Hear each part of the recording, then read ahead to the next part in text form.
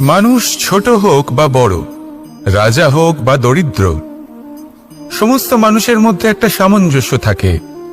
সমস্ত মানুষের কাছে তার প্রশংসা অত্যন্ত গুরুত্বপূর্ণ। সে খুবই প্রসন্ন হয় যদি আপনি তার প্রশংসা করেন, কিন্তু আপনি যদি তাকে এটা বলেন যে এটা তোমার ভুল ছিল, তোমার কিছু খামতি ছিল, তখন সেটা সে মানতে রাজিই থাকে না। সব মানুষ এটা শুনতে পছন্দ করে যে সে যেটা করেছে সেটাই সর্বোত্তম। এবার আমি আপনাকে একটা কথা বলি, এই হলো নিন্দা, এই হলো প্রশংসা, আর এই হলো সত্য, যা সবার থেকে উচ্চস্থানীয়। সেই জন্য মানুষ আয়না দেখে।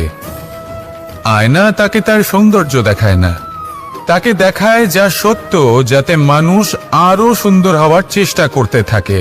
তাই আয়না অত্যন্ত গুরুত্বপূর্ণ সত্যকে জানার জন্য। জীবনে নিন্দুকের মাহাত্ম্য প্রশংসকের মাহাত্ম্যের থেকে অনেক বেশি। কেন? কারণ তারা আপনাকে আপনার খামতি দেখায়, আপনার ভুলগুলো বুঝিয়ে দেয়, আপনাকে একটা সুযোগ দেয় নিজেকে শুধরে নিতে, নিজেকে আরো শ্রেষ্ঠ করে তুলতে, যা প্রশংসক করতে পারে না। তাই জীবনে যদি কখনো নিন্দা করা হয়, তাকে ভালোবেসে গ্রহণ করুন, ধন্যাত্মক রূপে গ্রহণ করুন। যদি নিজেকে কোনো শিক্ষা দেওয়া সম্ভব হয় তাহলে অবশ্যই দিন। দেখবেন মন প্রসন্ন হয়ে বলবে, রাধা রাধা। জীবনে কখনো সাফল্য আসে, আবার কখনো অসফলতা, কখনো আশা পাওয়া যায়, কখনো নিরাশা, কখনো জয় লাভ করি, আবার কখনো পরাজয়। এর পেছনের কারণটা জানা অত্যন্ত প্রয়োজনীয়। যদি আমি পরাজয়ের কথা বলি, যখনই আমরা পরাজয় লাভ করি আমরা ভাবতে থাকি যে এমন কেন হলো? আমাদের শত্রু কি বেশি শক্তিশালী ছিল, নাকি আমাদের নীতিতে কোনো খামতি ছিল? এই সমস্ত কারণের পেছনে খুব বড় একটা কারণ থাকে, আর সেই কারণ আমাদের অন্তরে সুপ্ত থাকে। ধরে নিন একটা পথ, তাতে আপনি চলছেন, সেই পথ কাঁটায় পরিপূর্ণ, কিন্তু আপনি পাদুকা পরে রয়েছেন আর আপনি হেঁটে সামনে এগিয়ে যান। এবার এমন একটা পথ এলো যা পুষ্পে ঢাকা, আর আপনি পাদুকা পরে রয়েছেন, কিন্তু আপনার পাদুকাতে একটা পাথর আটকে গেল। তখন দু পা হাঁটাও খুব কঠিন হয়ে পড়ে। এই সংসারের যে কোনো শক্তি আপনাকে পরাস্ত করার পূর্বে আপনি জানেন কি আপনাকে পরাস্ত করতে পারে? আপনার অন্তরের দুর্বলতা, আপনার অন্তরের সেই সুপ্ত শত্রু। আর সেই জন্য ইতিবাচক মনোভাব গুরুত্বপূর্ণ হয়ে পড়ে। ভালো মানুষদের সাথে থাকুন, সৎসঙ্গে থাকুন, বন্ধুত্ব করুন, ভালোবাসুন। এই ভালোবাসা এত শক্তিশালী এক অস্ত্র যাকে ব্রহ্মাস্ত্রও পরাস্ত করতে পারে না। এই সমস্যারূপী পাথর কিছুই নয়। আসুন আমার সাথে ভালোবেসে বলুন, রাধা রাধা। মানুষের দুটো রূপ রয়েছে। এক, আমাদের এই মুখ, যা শুধুই চোখে দেখা যায়, আর দ্বিতীয় আমাদের এই মন, যা শুধুমাত্র অন্তরাত্মা দ্বারা দেখা যায়। এবার আমাদের এই মুখ, তা ঈশ্বর সকলকেই আগে থেকেই প্রদান করেছেন, কিন্তু এই মন কেমন হবে তা আমাদের জীবনের অনুভূতি এবং আমাদের জীবনের লক্ষ্য এগুলি সুনিশ্চিত করে। অর্থাৎ নেত্র দিয়ে দেখা যায় আমাদের এই মুখ, তা শুধুই এই কারণে প্রয়োজন যাতে সংসার আমাদের দেখতে পায়, আমাদের চিনতে পারে। কিন্তু যদি এই সংসারে আপনি প্রকৃত অর্থে মান সম্মান লাভ করতে চান, তাহলে নিজের অন্তরাত্মাকে আপনাকে বিকশিত করতেই হবে।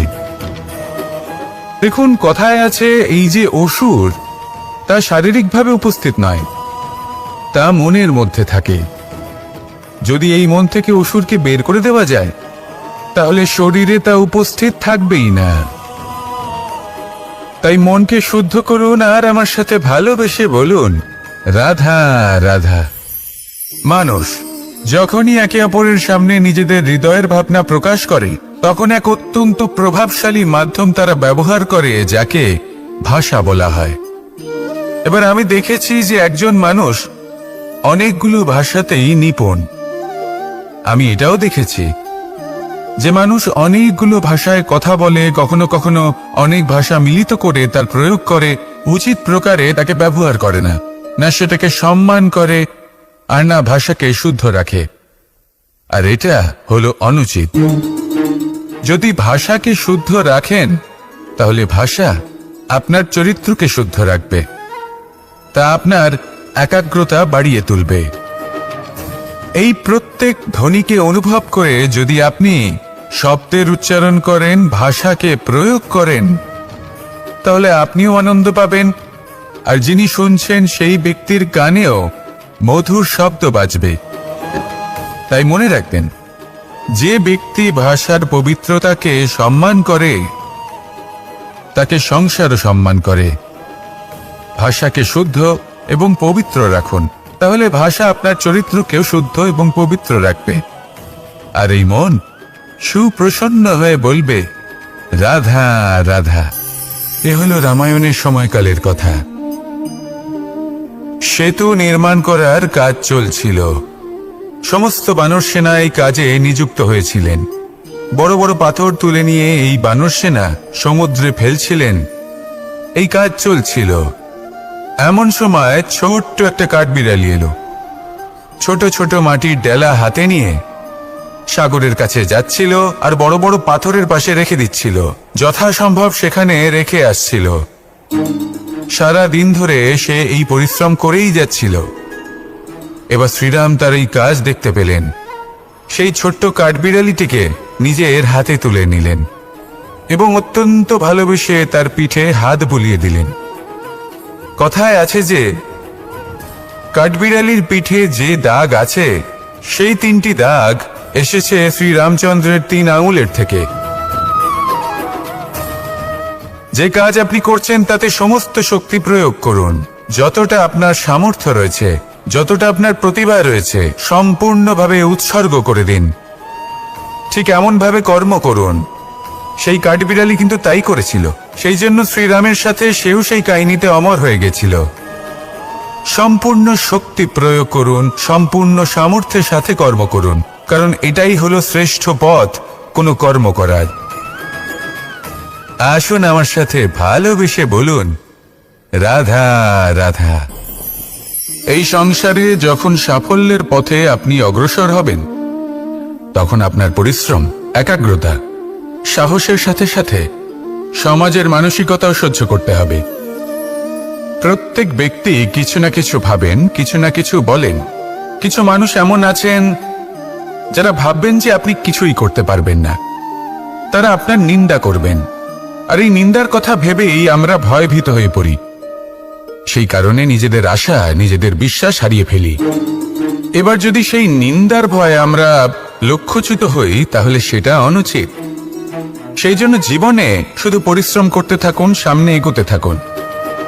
যেই দিন আপনি আপনার লক্ষ্য লাভ করবেন, সেই প্রত্যেক ব্যক্তি যারা নিন্দা করছিলেন তাদের দৃষ্টি আপনা থেকেই পাল্টে যাবে, ঠিক কিনা? এই সংসারকে যা প্রাণ চায় তাই বলতে দিন। যদি আপনি কারোর কথা শুনতে চান, তাহলে নিজের অন্তরের কথা শুনুন। সেটাই আপনাকে উচিত পথে নিয়ে যাবে। সামনে অগ্রসর হতে থাকুন, পরিশ্রম করুন। এমন একটা দিন আসবে যেদিন এই নিন্দুক ব্যক্তিরা আপনার লক্ষ্য প্রাপ্তির উদাহরণ সবাইকে দেবে। আসুন আমার সাথে ভালোবেসে বলুন, রাধা রাধা। মানুষ সুখী জীবনযাপনের প্রতি এতটাই অভ্যস্ত হয়ে পড়ে যে একটা ছোট্ট সমস্যা এলেই সে সবার থেকে সাহায্য চাইতে শুরু করে দেয়। সে সাহায্য লাভও করে এবং সেই সংকট থেকে সে বেরিয়েও আসে। কিন্তু এই সাহায্য কিছু মুহূর্তের, আর কিছু মুহূর্তের হলো এই দুঃখ। এই 2 মুহূর্তের সাহায্যের জন্য আজীবন আপনি তার কাছে ঋণী হয়ে থাকেন। আর মানবিকতার খাতিরে আপনার মনে কৃতজ্ঞতা জেগে ওঠে। আর সেই কৃতজ্ঞতা বোধ হলো যে আপনি কখনো সেই ব্যক্তিকে ছাপিয়ে যেতেই পারবেন না। সেই জন্য জীবনে সবসময় চেষ্টা করবেন নিজেকে প্রস্তুত রাখতে। সেই সব সমস্যার জন্য, সেই সব বাধার জন্য যেগুলো আপনার জীবনে আসতে পারে। ততক্ষণ সাহায্য চাইবেন না যতক্ষণ না অন্য কোনো পথ না থাকছে।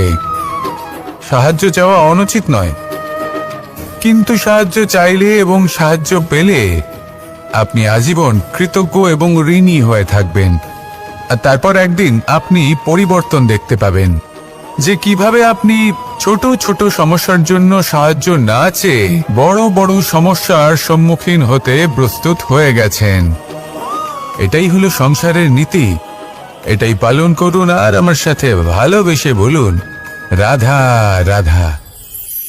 এমন অনেক মানুষ আছেন যারা আমাকে ভগবানের পরিভাষা জানতে চান, যে ভগবান আসলে কি, তিনি কেমন। এবার দেখুন, ভগবান হোক বা আপনার স্বপ্ন হোক বা আপনার লক্ষ্য হোক না কেন, সেই লক্ষ্য তখনই পূর্ণ হয়, তখনই তাকে লাভ করা সম্ভব যখন আপনার দৃষ্টিভঙ্গি মঙ্গলময় হয়, যখন আপনি নিজে মনে করবেন যে আমি যেটা পেতে চাইছি তা শুভ। উদাহরণস্বরূপ, কোনো পাখিকে দেখুন, সে গাছের ডালে বসে এবং সেখানেই বিশ্রাম করে, কিন্তু পড়ে না। কেন? কারণ ওর বিশ্বাস যে যে শাখার উপরে ও বসে আছে সেটাই হলো ওর বাসস্থান। যদি আপনি বিশ্বাস করেন তাহলে আপনি পাথরের মধ্যেও ভগবান দর্শন করতে পারবেন। আর যদি বিশ্বাস না থাকে, তাহলে যদি ভগবান সামনে দাঁড়িয়েও থাকে তবেও আপনার বিশ্বাস হবে না। তাই বিশ্বাস করতে শিখুন। এই বিশ্বাসের আধারেই আপনি সেই সব কিছু পাবেন যা আপনি পেতে চাইছেন। আসুন আমার সাথে ভালোবেসে বলুন, রাধা রাধা। গুরু, যিনি পথ দেখান, আমাদের জীবনে অত্যন্ত গুরুত্বপূর্ণ, অত্যন্ত আবশ্যক। কিন্তু কিছু মানুষ মনে করেন যে গুরুর কোনো প্রয়োজন নেই, কারণ এই সমগ্র জ্ঞান মানুষের অন্তরেই নিহিত রয়েছে। এবার প্রশ্ন এটাই, যদি সমস্ত জ্ঞান মানুষের অন্তরে নিহিত থাকে তাহলে গুরুর কি প্রয়োজন? আর যারা আজ পর্যন্ত গুরুকে মেনে এসেছেন তারা কি অনুচিত করেছেন? এর উত্তর আমি আপনাকে দেব একটা উদাহরণ দ্বারা। একটা কাঠ যা জ্বলনশীল, জ্বলনের ঊর্জা তার অন্তরে নিহিত রয়েছে, কিন্তু তার জ্বলনের জন্য বাইরে থেকে একটা অনুঘটকের প্রয়োজন হয়। এই অনুঘটকই হলেন আপনার গুরু। উত্তাপ যা একটা কাঠকে জ্বালাতে পারে, সেই উত্তাপ হলো গুরুর প্রচেষ্টা। যদি সেই গুরুই না থাকে, তার প্রচেষ্টাই না থাকে, তাহলে সেই সমস্ত জ্ঞান যা মানুষের অন্তরে নিহিত তা ব্যর্থ হয়ে যাবে। যদি আপনার সাথে আপনার গুরু থাকেন, আপনার পথ প্রদর্শন করেন, আপনার অন্তরের জ্ঞানকে বাইরে নিয়ে আসতে পারেন, তাহলে তাকে সম্মান করুন আর আমার সাথে ভালোবেসে বলুন, রাধা রাধা। असतो मा सद्गमय, तमसो मा ज्योतिर्गमय, মৃত্যুর্মা মৃতঙ্গময়। জ্ঞান সেটাই যা অসত্য থেকে সত্যের পথে চালিত করে। প্রকাশ সেটাই যা অন্ধকার থেকে আলোর পথে নিয়ে আসে। জীবন সেটাই যা মৃত্যু থেকে অমরত্বের পথে নিয়ে যায়। এবার এই তিনটে, জ্ঞান, জীবন এবং প্রকাশ, একই রকম। শূন্য থেকে এর উৎপত্তি হয় এবং আস্তে আস্তে আপনার জীবনে বিস্তার লাভ করে। এবার আমরা এটাই ভাবি যে কেমন করে এই তিনটিকে আগলে রাখা যায়। এর উত্তর হলো, এদের আগলে রাখার প্রয়োজনই নেই, ভাগ করে দিতে হবে। কোনো বৃক্ষকেই দেখে নিন, একটি বৃক্ষ অনেক বছর ধরে বেঁচে থাকে। কেন? কারণ সে ভাগ করে দিতে জানে। সে নিজের বীজ ছড়িয়ে দেয়, এই ধরিত্রীতে দেয়, সেই বীজ যা অঙ্কুরিত হয়ে এক নতুন বৃক্ষকে জন্ম দেয়। শুধু ছড়িয়ে দিয়ে একটি বৃক্ষ জীবন দান করতে পারে। যদি কোনো ব্যক্তি জ্ঞান ছড়াতে শিখে যান, যদি প্রকাশ, আলোর কিরণ ছড়িয়ে দিতে শিখে যায়, কোনো ব্যক্তি তার জীবনের সুখ ছড়িয়ে দিতে শিখে যান, তাহলে তিনি মৃত্যুর পরও মৃত হন না। এই ভাগ করে দেওয়ার সুখটাই কিছুটা আলাদা। এই সুখ অনুভব করুন আর আমার সাথে ভালোবেসে বলুন, রাধা রাধা। আপনি কখনো কোনো সরোবরের দিকে তাকান, যার জল হলো শান্ত, স্থির। আপনি স্পষ্ট দেখতে পাবেন সেই সরোবরের তলদেশে কি রয়েছে। তাতে সাঁতরে বেড়াচ্ছে সুন্দর মাছ, চকচকে কিছু পাথর, স্বর্ণরূপী বালি, সবই আপনি দেখতে পাবেন। কিন্তু যখনই আপনি একটা ছোট্ট পাথর তুলে সেই জলে ছুঁড়ে ফেলবেন, তখন সেই জল বিচলিত হবে। আর সেই স্পষ্টতা ন্যূনতম হয়ে যাবে। তারপর কিছুই স্পষ্টভাবে দেখা যাবে না। এই ঘটনা মানুষের সাথেও ঘটে। মানুষ যদি বিচলিত হয়ে পড়ে, তখন সে বুঝতে পারে না যে বর্তমানে কি হয়ে চলেছে আর ভবিষ্যতে কি করা উচিত। কিন্তু সেই মানুষ যদি শান্ত থাকেন, স্থির থাকেন, ধন্যাত্মক থাকেন, তাহলে নিশ্চিত রূপেই বুঝতে পারবেন যে বর্তমানে কি করতে হবে আর ভবিষ্যতে কি করতে হবে। তাই নিজের মধ্যে সেই স্থিরতা আনুন, সেই ধৈর্য ধরুন, নিজেকে শান্ত রাখুন আর সবার মধ্যে ভালোবাসা ছড়িয়ে দিন। এই মন প্রসন্ন হয়ে বলবে, রাধা রাধা। সম্পর্ক এ হলো এক বন্ধন যা আমাদের এক সূত্রে বেঁধে রাখে।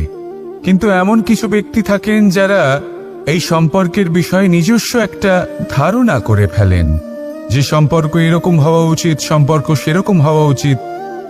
আমি এই সম্পর্কের জন্য কত কিছু করেছি এই ব্যাখ্যা করতে থাকেন আর তার বদলে অনেক কিছু প্রত্যাশাও করেন। কিন্তু সত্য হলো এটাই যে সব সম্পর্ক একরকমের হয় না, কিন্তু প্রত্যেক সম্পর্কের একটা বিশেষত্ব থাকে। যেমন চোখ আর নাকের এই সম্পর্ককেই দেখুন। চোখের সব থেকে কাছে কি আছে? নাক আছে, কিন্তু এই চোখ দিয়ে এই নাককে আমরা দেখতেই পাই না। তবে কি ধরে নেব এই সম্পর্কের কোনো মূল্য নেই? এমনও নয়।